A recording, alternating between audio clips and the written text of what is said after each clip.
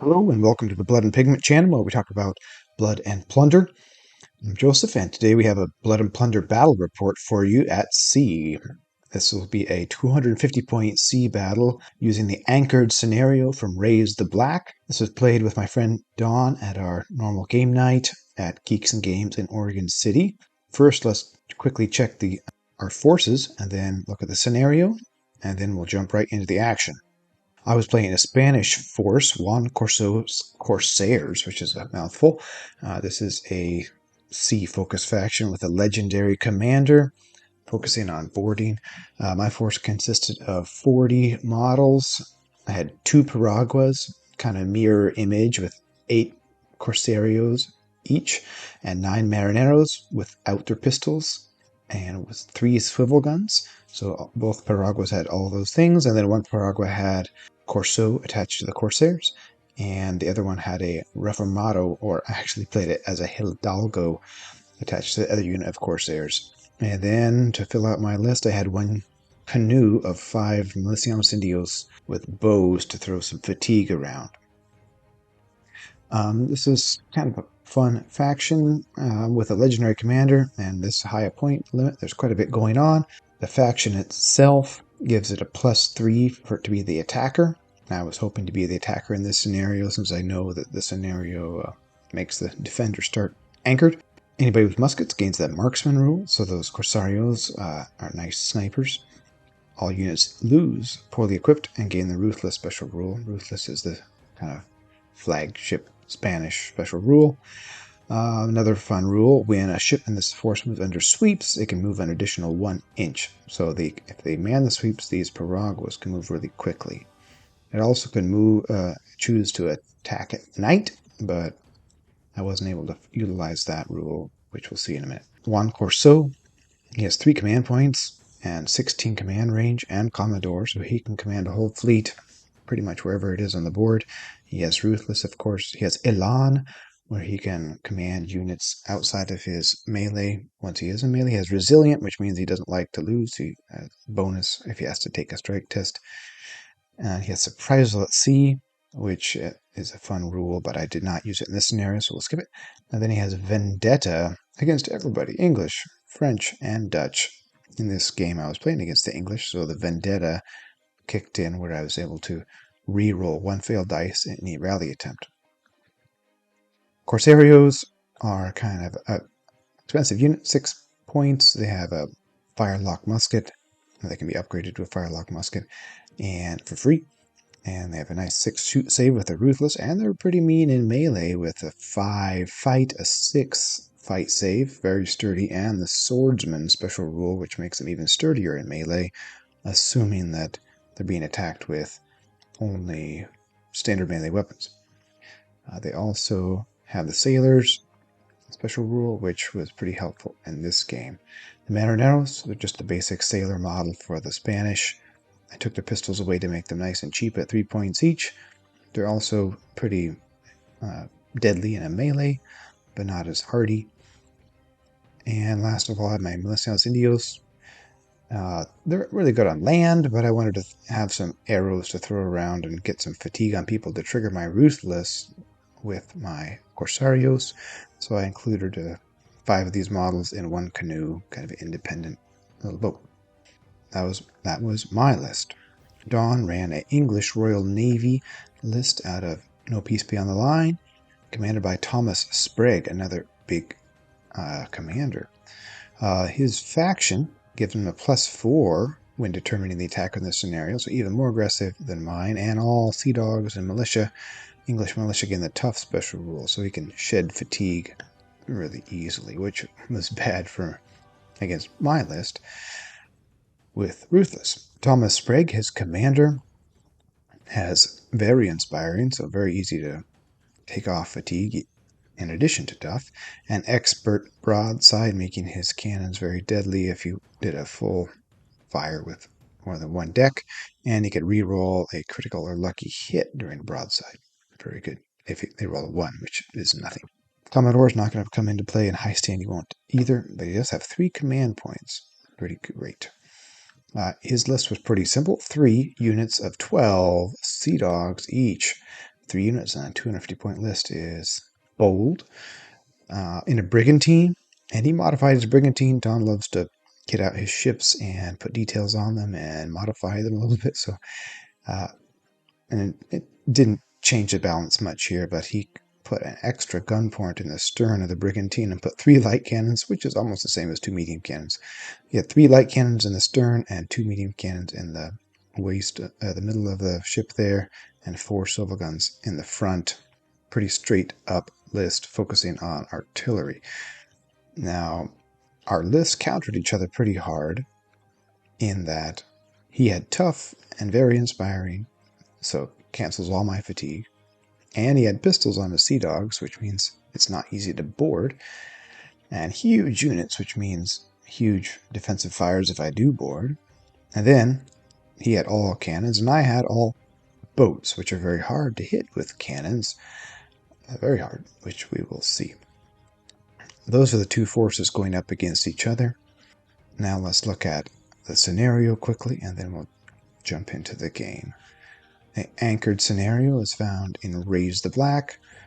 It's pretty simple, but it makes you interact with your sails more than usual. We just used a 4x6 board, but we kind of played and set up in a 4x4 area. The interesting thing here is the defender sets up within 6 inches of the board edge and at the anchored sail setting. And then the attacker sets up anywhere 24 inches away or more. And they don't have to start anchored, but they're sailing slow, 1 sail setting above 0. We didn't use any of the optional rules, which are kind of fun, Cove or Dusk. We just played it straight up. The objectives here are: the defender gains a strike point if the attacker has a unit on the defender's flagship. That is pretty standard. Attacker gains a strike point at the end of turn 3 and later if the defender's flagship is at its max sail setting and sailing large. Now, the wind is coming from the attacker's board edge to the defender, so if they're sailing large, that means they've sailed upwind a bit and they're going downwind again, which means they've made some good progress. Attacker immediately loses if the defender sails their flagship off the board. They can sail their flagship off the attacker's board edge. So if the defender succeeds in sailing all the way across the board, straight upwind, basically, they'll win. So the attacker needs to come down on the defender, blow them up, or stop them from sailing past them. And the defender has to hurry and raise sail and get moving before the attacker blows them up or boards them. That's a scenario. Let's look at setup and the first turn. Before deployment, we rolled to see who the attacker would be. Don rolled high with his superior bonus, so I was the defender. I placed one of my piraguas first within 6 inches of the board edge. He placed his brigantine pretty far away. I think it's about 30 inches away and well to the right of me, facing the same direction as me. I filled out the rest of my list with the other piragua and the canoe slightly behind the other boats, all at the anchored sail setting. Then turn 1 began. I had an interesting choice. In these first turns, I could either raise my sail or man the sweeps. But before that, I had to raise anchor. I used my marineros, which I deploy unassigned, not on the swivels, to raise anchor. I failed a couple of those attempts, but by the end of the first turn, I had to drift once with one of my boats, because going from anchor to 0, you drift. By the end of the first turn, I had all of my 2 piraguas up to a 3-inch speed, and my canoe took several attempts to pull the anchor up with the natives without the sailor's special rule, but I got it moving under paddles by the end of the first turn. Don was at sail setting 2 with all his crew assigned, so he pretty much stayed at 2 speed most of the game. He had no rush to get close because I'm good at boarding and he was good at shooting. He chose to forego his cannon shots at the long range. As we'll see, it's very difficult to hit boats, and at extreme range it's even more difficult. Even at point blank, it's hard. Cannons have a base shoot of 4 plus range, and then all boats have the low profile trait, which applies an additional plus 4 to hit them. So that's plus 8, even at 8 plus to actually touch a boat with a solid shot, and then range. And if we're at 24 inches, that's plus 3, 1 for every 8 inches, so that's 11s to hit, which we 10s to hit. Solid shot can hit any range at 10 pretty much.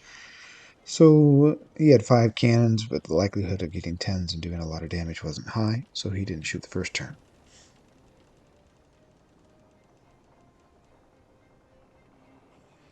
Turn 2 was fairly brief as well, but we did get some attacks in. I continued to sail upwind. He got close enough where he was able to take a shot with his cannons and fired all 5. Only 1 landed a hit, but it hit my canoe. I'd made the save, so no one died, but then the canoe has the unstable trait, so I had to check to see if any of the models died for each model. On a 1 or 2, they fall out and die, and 1 model did die. So that was the first casualty of the game.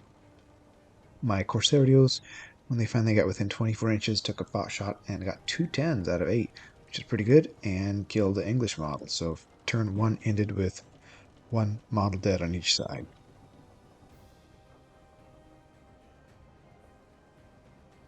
I took initiative in turn 3, but at this point I was struggling against the wind and decided to take my marineros off the swivels and put them on the sweeps for a turn or two. Kind of expensive as far as forfeited firepower, but I was able to keep control of my ships and give my boats more options as far as maneuverability. Got a couple shots off with my Corsarios and putting some fatigue on the Sea Dogs, but counteracted by the British Navy's tough rule. Don got most of his cannons reloaded, pushed to reload the main deck of artillery, setting the scene for turn 4, in which a lot more would happen.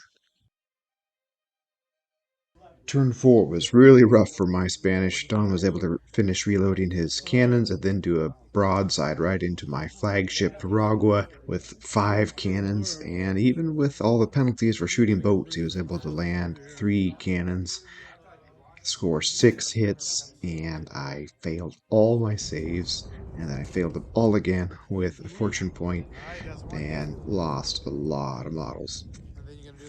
3 Corsarios and 3 Marineros, pretty much wrecking my flagship. I also got a critical hit, which was rigging destroyed, so all of a sudden my rigging is gone, which made me thankful that I'd put my Marineros on the sweeps. Still able to maneuver. I didn't lose, none of my units were shaken, which was really good, but it was a rough broadside there. I was able to get some Corsario shots off from my other Piragua again and force the stern unit of Sea Dogs to rally. Finally got enough fatigue on to prep it for boarding, but at this point my forces were pretty reduced, making my boarding party less effective. Used my command points effectively. Having those 3 command points on Juan Corso is really good. Able to rally everyone quickly or get guys off and on sweeps. So I had to recover this turn, prep for boarding on the 5th turn, and Don got some really good artillery shots off. In turn 5, the tables turned a little bit for me. I got my 13 of spades and was able to take initiative when I really needed it. My main Piragua, Corso, was pretty much dead in the water with the Marinero shaken. So I activated my unit of Corsarios with the Hidalgo, and he has the impulsive rule, which forces him to charge an enemy if he can, but it also gives him a free grapple attempt if necessary. So I was able to use that free grapple, but I failed that test, and then I used action to try to grapple again and rolled a 2, and then used a fortune point to grapple again. I finally got the successful grapple on a 5. And then the Hidalgo really came in handy here with the command point to charge, because the ship is high enough that charging from my Piragua into the ship takes a dedicated climb to get over the walls there. But Corsairs jumped over the walls. I believe Don's Sea Dogs were shaken or either prone but hadn't stood up at this point, so Ruthless triggered, hitting on 4s. And I got 8 hits out of 8 men, and I think they were prone, so they got no save, so that eliminated the whole unit pretty much. I took the stern of the ship. The ship was still sailing, since the boat doesn't really slow it down very much, being grappled to it. Don took his command unit off his swivels in the front, which was a relief because I was tired of getting hit by those nasty swivels, and moved into the middle deck and then shot with his pistols. Roughing me up a little bit, lost 2 Corsairs, but still on the deck there. Tried to rally my main Piragua with the shaken unit of Marineros and try to get them back in the fight there. On his deck, he only had 2 units to my 5 left, but my units were much smaller. He had some massive units still. Set up for the turn 6 showdown. Turn 6 got serious in the melee. Don threw in one of his monster units of Sea Dogs. With their Brawler's rule, they got some good hits and ended up driving the unit of Corsairs with the Hidalgo back, killed most of them. They retreated into the Piragua. Then I sent my Marineros in, pretty big unit, and they have Ruthless in a 5 fight, and they had their pistols still, so they were able to land some good hits and drive that unit back.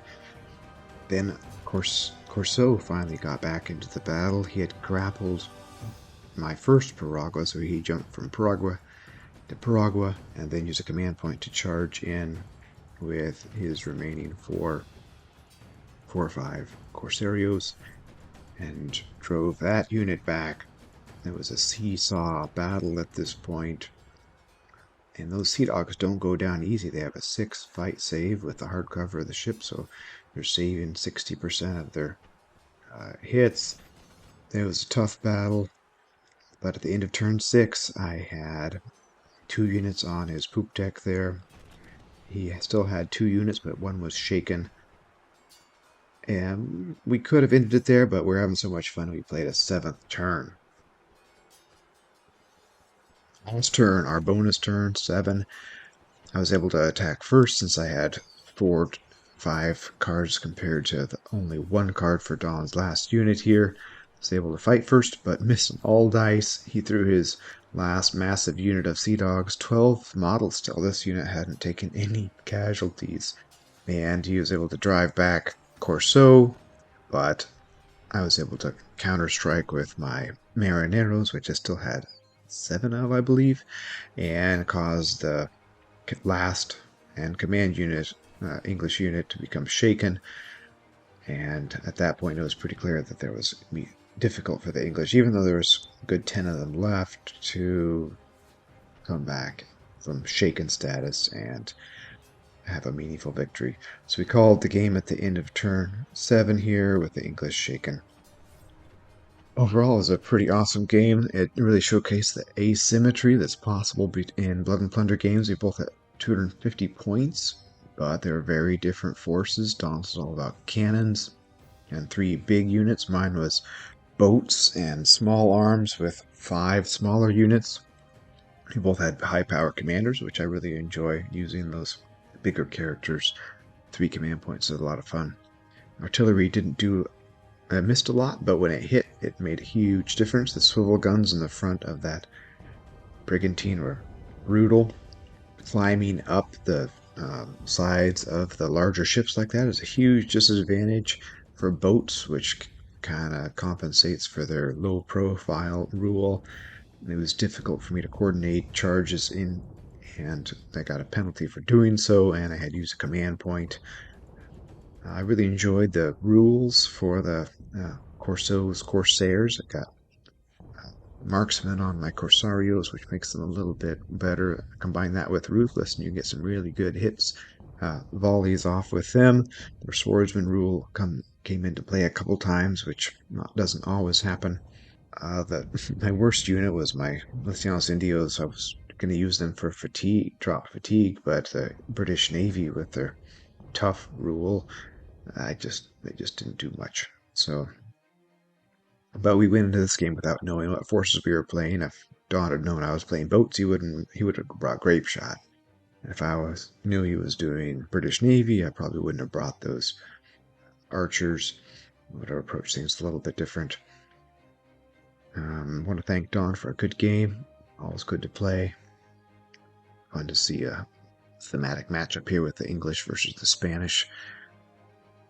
Thanks for watching this battle report. Hope you enjoyed it. I'm trying to get some shorter form videos in here with some battle action without the entire game. Thanks for watching. Explore the rest of our YouTube channel as well. We have some full-length battle reports. You can kind of see every choice and detail and dice rolled if you want to get a better flow of the game. But this is kind of just a report on our 250-point game on a standard game night in my club. Thanks for watching.